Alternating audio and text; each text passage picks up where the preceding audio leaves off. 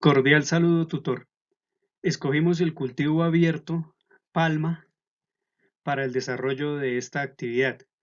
Vamos a hablar del origen. En primera instancia, la palma se originó hacia las costas del Golfo de Guinea, continente de África Occidental, y llegó a América aproximadamente en el siglo XVI. Su expansión se dio por todo el mundo en los años 1932 y ya para 1945 este cultivo se implementó y se estableció de manera comercial en Colombia y fue por medio de la United Fruit Company en la zona bananera del departamento del Magdalena, Tricoders 2016. Como características agronómicas del cultivo iniciamos con la fisiología y la taxonomía. De la palma tenemos que la raíz en su sistema radicular se expande por el bulbo que tiene por debajo del tallo. En el tallo, cuenta con un tallo no ramificado alargado, internamente posee un sistema vascular que transporta nutrientes para su funcionamiento, al año puede crecer hasta 50 centímetros. Las hojas, posee de 35 a 40 hojas compuestas de 1.5 metros de largos, de forma palmeada que tiene como funcionalidad la reproducción y fotosíntesis. Además, en la hoja tiene una inflorescencia que no tiene el sexo definido, ya que esta planta puede tener flores masculinas y femeninas. Los frutos son de forma ovalada que pueden llegar a pesar 10 gramos y medir hasta 7 centímetros. Interiormente están compuestas por una almendra aceitosa. De las características agronómicas vamos a hablar de la distancia de siembra. Como se ve en la figura 1, la palma se debe tener en un periodo recomendado en vivero aproximadamente de unos 8 a 9 meses. Una vez ya se encuentra en terreno y listo para la siembra, se debe hacer bajo el sistema de 3 bolillos con espaciamiento de 9 metros por 9 metros. Y de esta manera se pueden implementar hasta 145 palmas por hectárea. Los huecos deben tener una profundidad de 40 centímetros y 45 centímetros de anchos. Lo recomendado es quitar la bolsa antes de meterla al hueco. Ya sembrada la palma, se recomienda tener un plateo de 1 metro aproximadamente.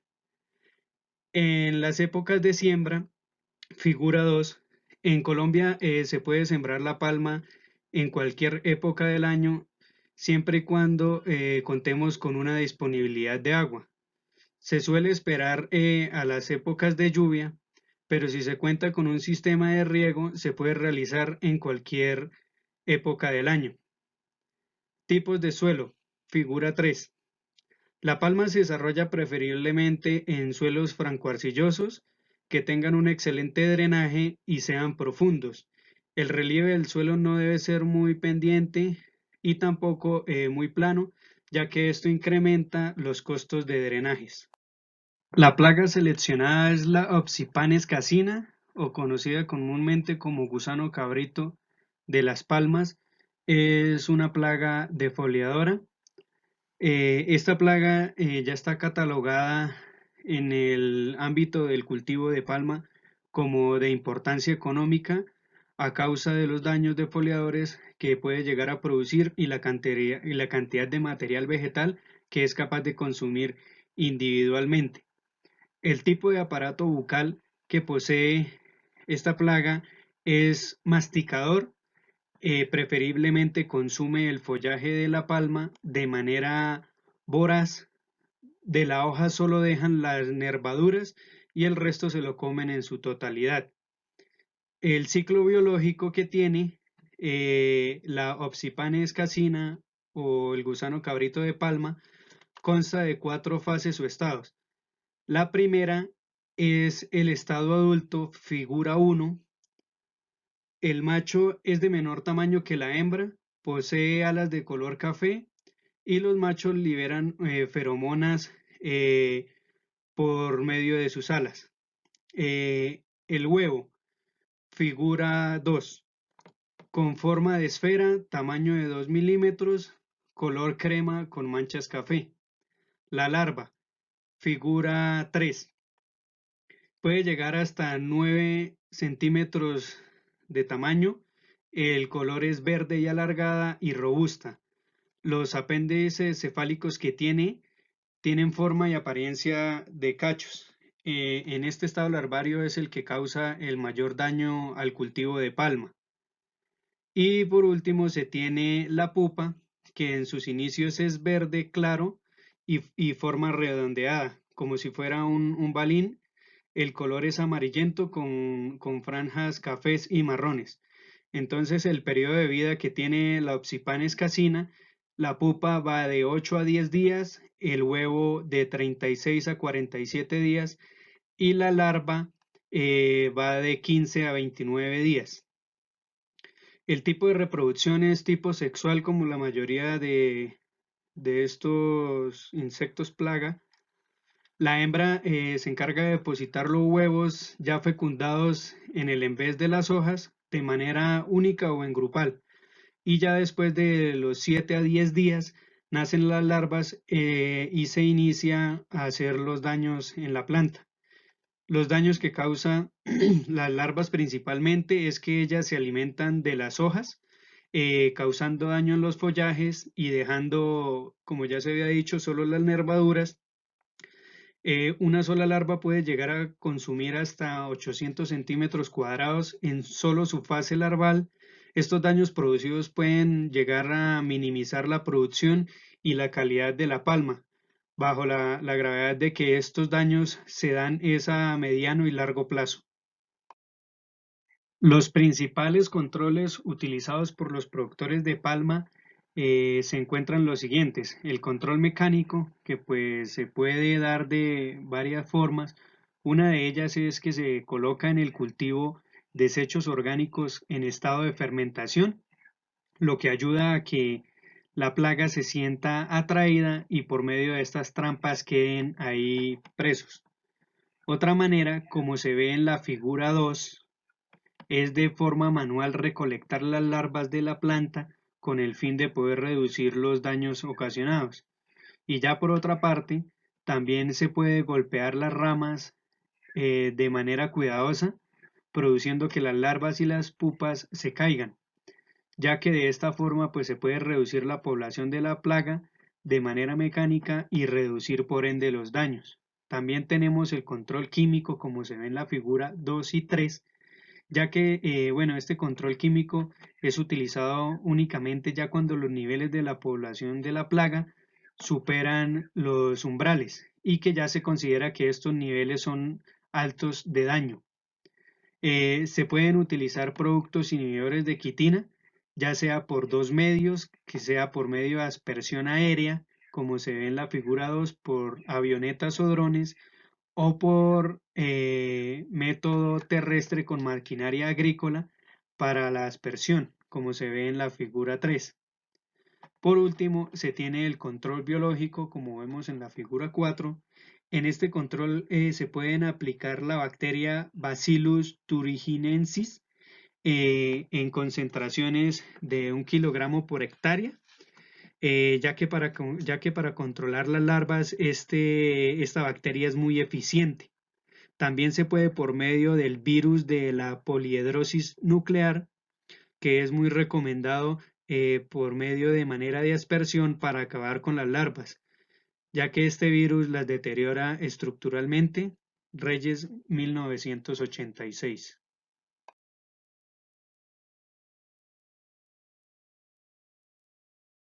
Para el cultivo en invernadero seleccionamos el tomate Solanum lycopersicum. Vamos a hablar del origen.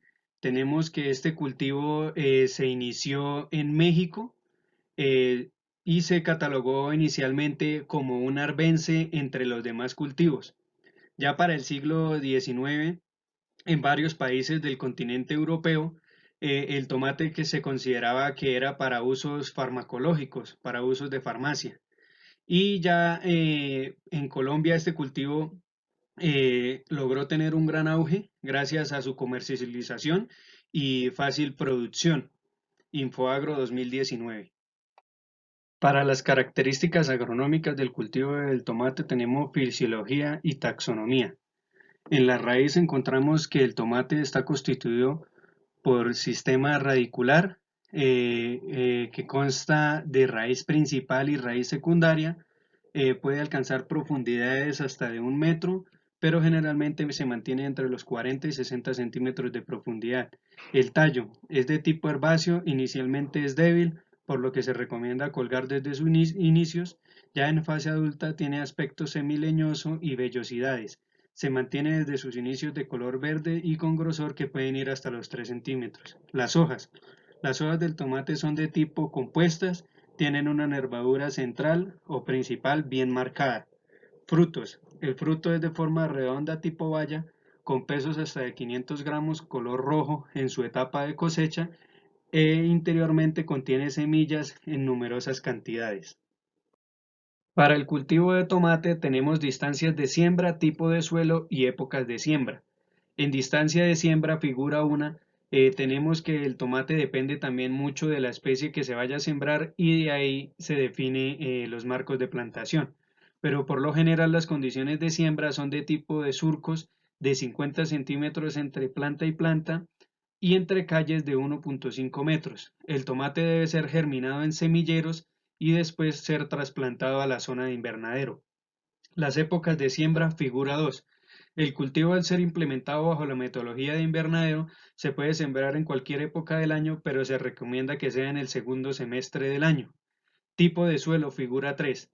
Los suelos arenosos son excelentes para el desarrollo del cultivo del tomate, preferiblemente que sean fértiles, con óptimo drenaje y profundos, con un pH de 6 a 6,5, temperaturas de 18 a 30 grados, la humedad relativa tiene que estar entre 60 y 80 y la luminosidad directa mínimo de 6 horas al día.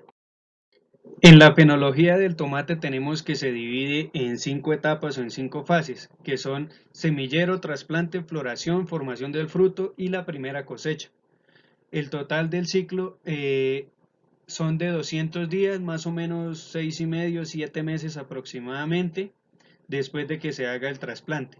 En el semillero va a tener un periodo de más o menos 30 días, el trasplante de 30 a 35 días, la floración va de los 28 a los 35 días y la formación del fruto a los 55 a 60 días y la primera cosecha ya la podemos realizar aproximadamente a los 90 días.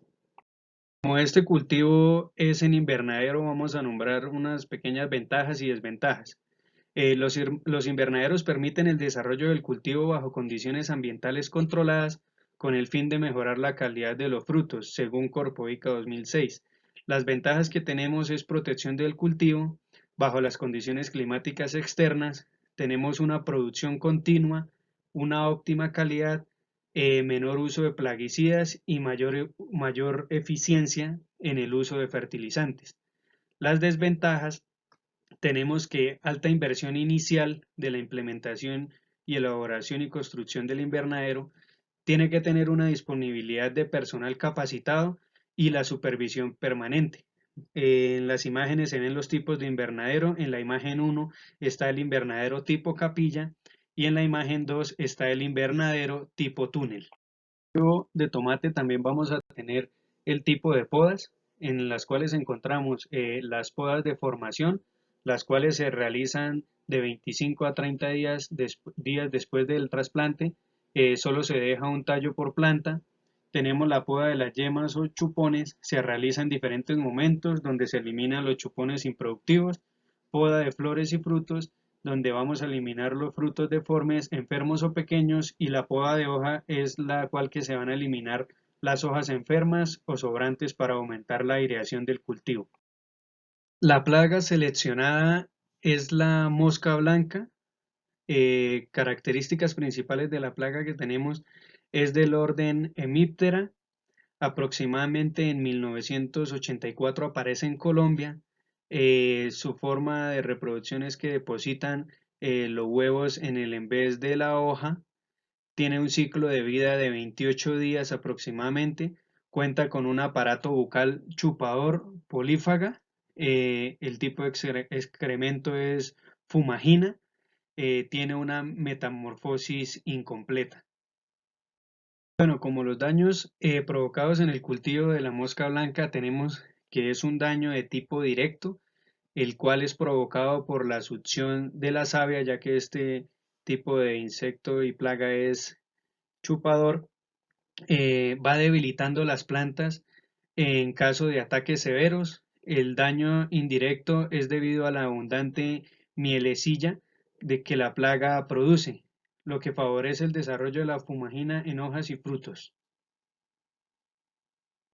Para los controles de la mosca blanca, vamos a iniciar pues por el monitoreo. Tenemos que el monitoreo de plantas, 2 por cada 100 metros cuadrados, en los cuales el lote debe ser al azar, contar con adultos y ninfas. El muestreo semanal de 7 a 9 mañanas, 3 días después del trasplante. El umbral de intervención es 10 adultos, 8 ninfas. Dependiendo del nivel de infección se realiza el control localizado. Ya para el control de tipo cultural, que es de los más utilizados, eliminar cultivos al terminar el ciclo de producción, reducir el inóculo, que es el desoje, manejo de malezas y la aplicación de trampas cromáticas. También tenemos control biológico, en el cual podemos utilizar hongos de tipo entomopatógenos, que es la Beauveria bacina y el Verticillium lecani. También están las avispas parasitoides, que es la Encarsia formosa, y también el Eretmocerus eremicus. Y en el control químico, pues es también muy usado, pero no debe ser así por el daño que produce. Tenemos que se deben hacer rotación de insumos químicos activos para evitar la resistencia de la mosca blanca. Tenemos piretroides, nicotinoides, acción sistémica, tiamexetasoma, amplio espectro y que afecta el sistema nervioso y de esta manera químicamente se puede controlar. En la siguiente diapositiva se van a ver las imágenes de los controladores de la mosca blanca. En la figura 1 tenemos las trampas físicas de color amarilla que son pegajosas. Las moscas se van a sentir atraídas por este color y van a quedar ahí atrapadas. En la figura 2 tenemos el control químico, uso de agroquímicos, los cuales se disponen de modo de aspersión, fumigación. Y la tercera es la liberación de enemigos naturales, que tenemos los crisopas, esos son enemigos que controlan naturalmente la mosca blanca.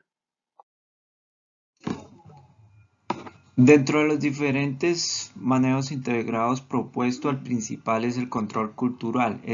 Puede ser uno de los más eficientes y baratos, en el cual podemos implementarlo empezando con un plan de fertilización adecuado al cultivo, seleccionar semillas sanas que nos proporcionen resistencia a esta plaga, hacer un manejo adecuado de malezas, el tutorado oportuno en las plantas, podar las hojas bajeras para eliminar el inóculo. Y por último, eliminar socas o residuos de cosecha para evitar la proliferación de la mosca blanca en nuestro cultivo. El control etológico es también muy importante y amigable con el medio ambiente. Para la captura de los adultos de la mosca blanca podemos utilizar trampas de plástico de color amarillo con pegante y ubicarla en los bordes del cultivo o por dentro de las corrientes de aire. Esto lo que permite es la captura de adultos y de esta forma vamos disminuyendo otros controles como en últimas aplicar el control químico que puede ser en ocasiones muy costoso y perjudicial tanto para el medio ambiente y para la salud de los consumidores finales. ¿Cuánto puede valer el costo de implementación para el manejo integrado de la mosca blanca? Bueno, este ejemplo se realiza sobre 2.200 plántulas, en las cuales tenemos que hacer el control cultural y el control biológico como los más primordiales para minimizar los costos y hacer mayor efectivo esto, en los cuales se utilizan de hierbas, de chuponado, podas, otras labores, monitoreo de cultivos, compra de trampas amarillas, lo cual esto nos da un costo de 2.090.000 pesos para poder hacer un control efectivo durante un ciclo productivo.